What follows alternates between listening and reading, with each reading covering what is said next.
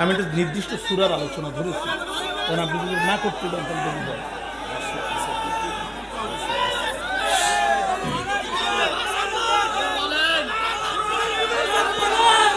আসেন আমার দিকে তাকান, আমার দিকে তাকান, আমার দিকে।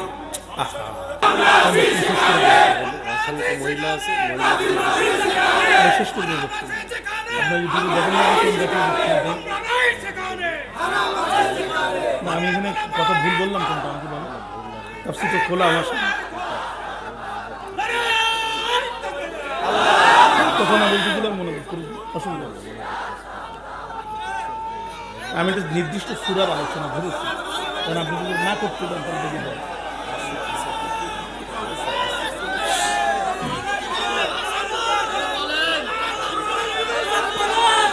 আসেন আমার দিকে তাকান, আমার দিকে তাকান, আমার দিকে। আমি আসলে পারতৃপক্ষের সাতক্ষীরার দাওয়াত নেই না, যেটা বাস্তব কথা। আমি অক্টোবর থেকে প্রোগ্রাম শুরু করছি। বাংলাদেশের এমন থানা নাই যেখানে আমার পা পড়ে নাই। আমি এই বছর অক্টোবরের 27-এ উত্তরবঙ্গে ঢুকছি আর জানুয়ারির 1 তারিখে বাইরে হয়েছি। দক্ষিণবঙ্গের একমাত্র বক্তা আমি যে আজ বিগত 13 বছর ধরে উত্তরবঙ্গে আমার একটানা 3 মাস প্রোগ্রাম থাকে। বাংলাদেশে আমার পা পড়ে না এমন থানা নাই। আমার দুঃখ লাগে, আমাদের কষ্টে কলিজা ফেটে যায় যে আমরা সাতক্ষীরার মানুষ, বাইরের লোক আমাদেরকে নিয়ে গর্ব করে আর আমরা আমাদের এলাকায় এসে কথা বলতে পারি না। এটা অত্যন্ত দুঃখ আমাদের কলিজায়। কথা বলেন না? ইসলামের কাজে বাধা দেয়া কোনো মুসলমানের কাজ না, আল্লাহর দ্বীনে বাধা দেয়া কাফেরদের কাজ। না ফিরাউনের কাজ, নমরুদের কাজ, হামানের কাজ, আবু লাহাবের কাজ, আবু জেহেলের কাজ, উতবার কাজ, সাইবার কাজ।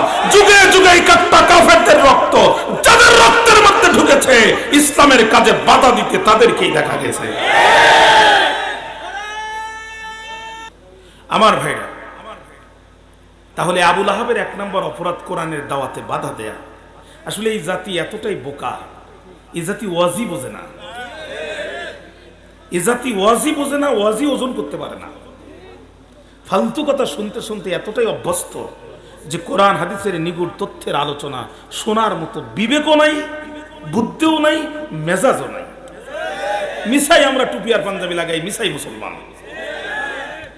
ইসলাম সম্পর্কে আমাদের 5 পয়সার লেখাপড়া নাই। এটা অত্যন্ত দুঃখজনক।